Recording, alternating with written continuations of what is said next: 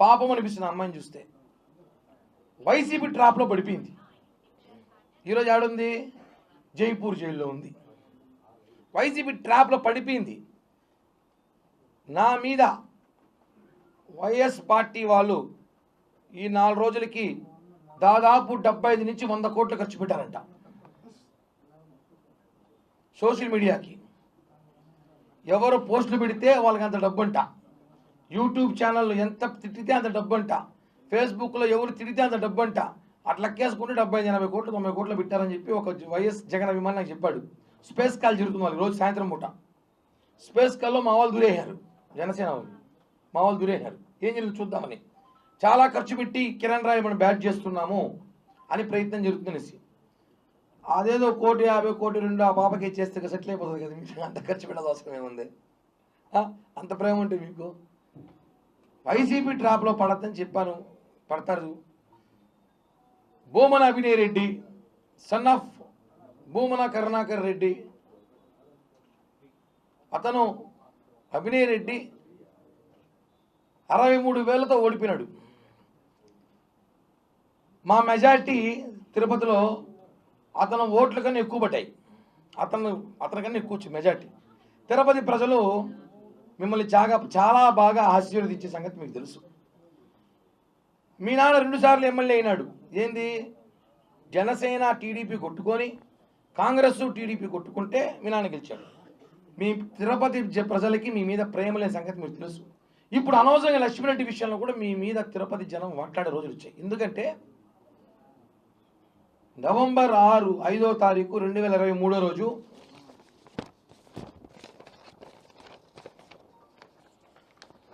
నేను ఒక press meet పెట్టిన హోటల్, ఒక ప్రైవేట్ హోటల్లో, మీ అందరూ తెలుసు.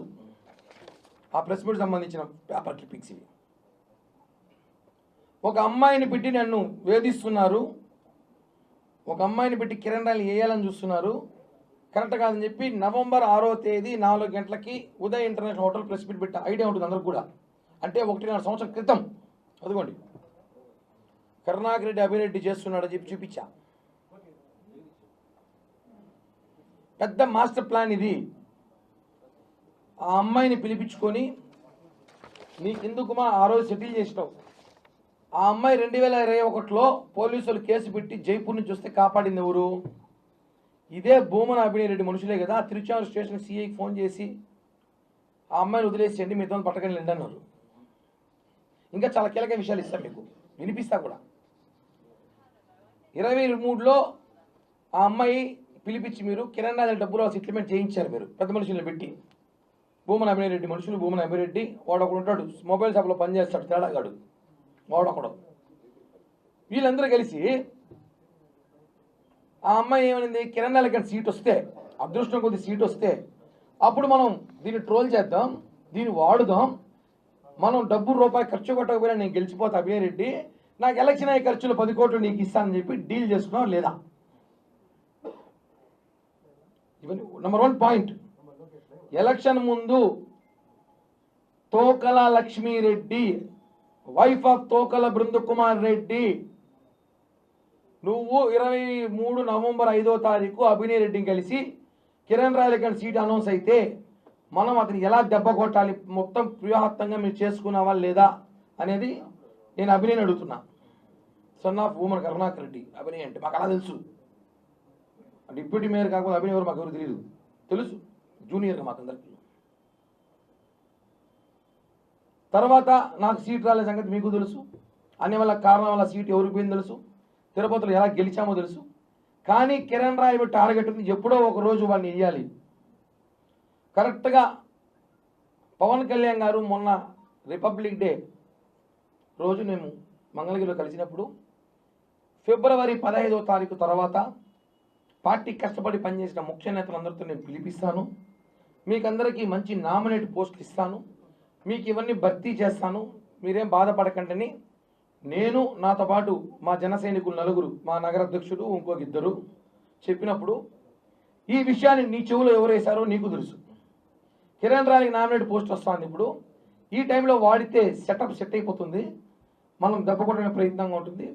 భవిష్యత్తులో అభినయ్ రెడ్డికి ఎప్పటికైనా తిరుపతిలో ఏదో ఒక రోజు కిరణ్ రాయలు, బేడాలేసే కిరణ్ రాయల్, పాన్లు అమ్మే కిరణ్ రాయల్, బ్లాక్ టికెట్ల బే కిరణ్ రాయల్, ఇంకేదో కిరణ్ రాయల్, రకరకాల బ్రోకర్ కిరణ్ అన్నాడు, బ్రోకర్ కిరణ్ రాయల్. మీకు ఇబ్బంది అవుతాడేమో అని భూమన అమీరెడ్డి వాళ్ళ నాన్న పుట్టుకతోనే 200 కోట్ల ఆస్తిపరుడు కరుణాకర్ రెడ్డి గారు, జమీందారు కుటుంబంలో పుట్టిన కరుణాకర్ రెడ్డి గారు తిరుపతికి వచ్చేటప్పుడు ఆయన 81లో 80లో తిరుపతికి వచ్చినప్పుడు 200 కోట్లతో వచ్చాడు. మీకు ఎవరికైనా తెలుసా? జిరాక్స్ భవన్ అబద్ధం, జనాలు నమ్మరు, అవన్నీ ఊరికే గుర్తుతే. 200 కోట్లు వచ్చాడు ఎత్తుకొని తిరుపతి. ఆ xerox Bhavan income tax problem పెట్టుకున్నా అంట. నువ్వు తిరుపతికి ఎలా వచ్చావు? మీ నాన్న ఇన్ని వ్యాపారాలు చేశాడు, ఏ కంపెనీలో పనిచేశారు, అవన్నీ నేను మాట్లాడాలా? కిరణ్ రాయల్ మాత్రం డిబేట్లో పెట్టి రకరకాలుగా మాట్లాడుతున్నారు. సరే పెట్టుకోండి, సంతోషం, ఫ్రీ పబ్లిసిటీ. ఒక తప్పు జరిగితే ఆ తప్పు వాస్తవమా కాదా చెప్పేది ముందు కోర్టు.